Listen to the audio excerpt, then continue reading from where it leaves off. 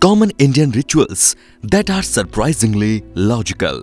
दोस्तों, अक्सर हम धार्मिक लोगों को अंधविश्वासी समझ लेते हैं और उनके द्वारा किए गए रीति रिवाजों को बेफिजूल समझकर उन्हें नजरअंदाज कर देते हैं।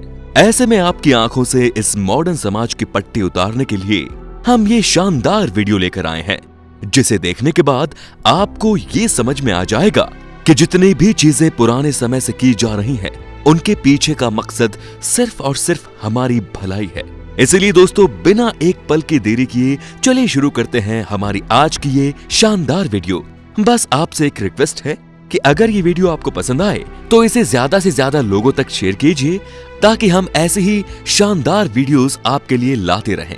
तो दोस्तों, सबसे पहले हम नवरात्रि की बात करते हैं, क्योंकि अगर इसका धार्मिक आधार देखें तो लोग इन 9 दिनों में 9 देवियों की पूजा करने के साथ साथ व्रत रखते हैं, ताकि उनका आने वाला समय सुख और समृद्धि से भरा हो। पर अगर आप भगवान की पूजा पर विश्वास नहीं करते हैं, तो भी हम आपको ये बताना चाहेंगे कि नवरात्रि में व्रत रखना आपके लिए काफी खास है। और वो इसलिए क्योंकि नवरात्रि का अवसर साल में 2 बार आता है, और दोनों ही बार ये मौसम के बदलाव के वक्त आता है। जहां जब मौसम में बदलाव होता है तो हमें अपने खान पान पर भी विशेष ध्यान रखना चाहिए, जिससे हम बीमार ना पड़े, और इसी कारण लोगों ने व्रत रखना शुरू कर दिया। अब आप इसे ईश्वर की पूजा कह ले या फिर अपने स्वास्थ्य का ध्यान, लेकिन नवरात्रा के समय में व्रत रखना या फिर हल्का भोजन स्वास्थ्य के लिए बहुत ही ज्यादा लाभकारी होता है, ताकि आप बदलते मौसम के साथ बीमारियों की चपेट में ना आए। दोस्तों, अब अगर हम महिलाओं द्वारा किए गए श्रृंगार की बात करें तो भारत में वाकई में महिलाएं काफी श्रृंगार करती हैं, लेकिन श्रृंगार करने का एकमात्र मतलब सुंदरता नहीं है, बल्कि अगर हम आई लाइनर की बात करें तो वो अमल की, हरित की और बर्बरी जैसी कई सारी आयुर्वेदिक औषधियों से मिलकर बने होते हैं, ताकि आंखें साफ, ठंडी और तरह तरह के इन्फेक्शन से बची रहें। साथ ही साथ महिलाएं जो सोने की ज्वेलरी पहनती हैं, वो केवल अपना मान और रुतबा दिखाने के लिए नहीं, बल्कि शरीर की प्रतिरोधक क्षमता और तापमान का बैलेंस बनाए रखने के लिए पहनती हैं। इसी वजह से पहले के समय में पुरुष भी सोने के जेवरात पहना करते थे, ताकि उन्हें भी ऐसे फायदे मिल सके। उसके अलावा दोस्तों, अगर हम बात करें चूड़ी, नथनी, बाली और बिछिया वगैरह की, तो ये सब बॉडी की नसों को दबाए रखने के लिए पहना जाता है, जो शारीरिक तौर पर हमें स्वस्थ रखती है। आप इसे एक तरह का एक्यूप्रेशर मान सकते हैं। और हाँ, शादी के दौरान जो महिलाएं अपने हाथ और पैरों में भर भर के मेहंदी लगाती हैं, वो सिर्फ फैशन ही नहीं होता, बल्कि शादी की टेंशन से दुल्हन को बचाए रखने के लिए उसे मेहंदी लगाई जाती है, ताकि मेहंदी की ठंडक उसे अच्छा महसूस कराए। दोस्तों, अगर हम किसी मंदिर, मस्जिद या गुरुद्वारे की बात करें तो ये कुछ ऐसी जगह है जहां पर काफी हाई पॉजिटिव एनर्जी होती है, और वो सभी पॉजिटिव एनर्जी लोगों के विश्वास से बनती है, क्योंकि लोग जितना इन जगहों पर विश्वास करते हैं, उतना शायद ही किसी और चीज पर करते हो। इसी कारण से ये कहा जाता है कि आप इन सभी धार्मिक जगहों पर नंगे पांव जाएं, जिससे वो सभी पॉजिटिव एनर्जी आपके शरीर तक पहुंचे और आप अपने आप ही स्वस्थ महसूस करने लगे। इसीलिए दोस्तों, आपको चाहे जितना भी दुख परेशानी क्यों न हो, आप इन धार्मिक जगहों पर पहुंचते ही अपने आप को स्वस्थ महसूस करने लगते हैं। अगर हम तिलक लगाने की बात करें तो ये भी दिमाग को शांत रखने के लिए बहुत ही सही तरीका है, क्योंकि इसे हमारी दोनों आईब्रो के बीच में लगाया जाता है, और ठीक उसी जगह पर अग्नि चक्र मौजूद होता है। ऐसे में उस जगह पर तिलक लगाने से हमारी बॉडी की एनर्जी बढ़ती रहती है और फोकस करने में ज्यादा आसानी होती है। इसी वजह से जितने भी साधु महात्मा होते हैं, वो अपने माथे पर तिलक लगाकर रखते हैं, ताकि वो हमेशा फोकस्ड रहें। और यही कारण है कि महिलाएं भी इसी जगह पर हमेशा बिंदी लगा कर रखती हैं। अब अगर हम पीपल के पेड़ की बात करें तो क्या कभी आपने ये सोचा है कि क्यों हिंदू धर्म में पीपल के पेड़ की पूजा की जाती है? ऐसे में अगर आपको ये ना पता हो तो हम आपको बताना चाहेंगे कि पीपल का पेड़ बाकी पेड़ों के मुकाबले काफी अधिक मात्रा में ऑक्सीजन प्रदान करता है। साथ ही साथ इसके ऑक्सीजन देने की प्रक्रिया 24 घंटे चलती है।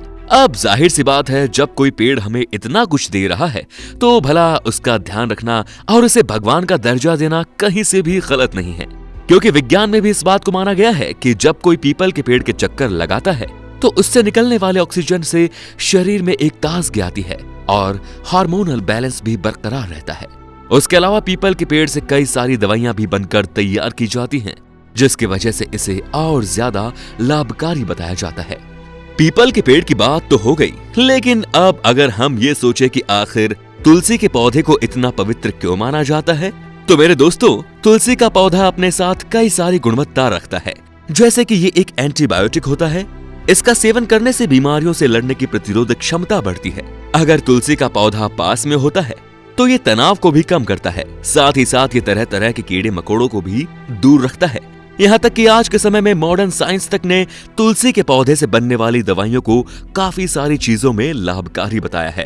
अब दोस्तों, अगर हम भारत में बाकी रिचुअल्स की बात करें तो उनका भी अर्थ वाकई में आपको हैरान कर देगा।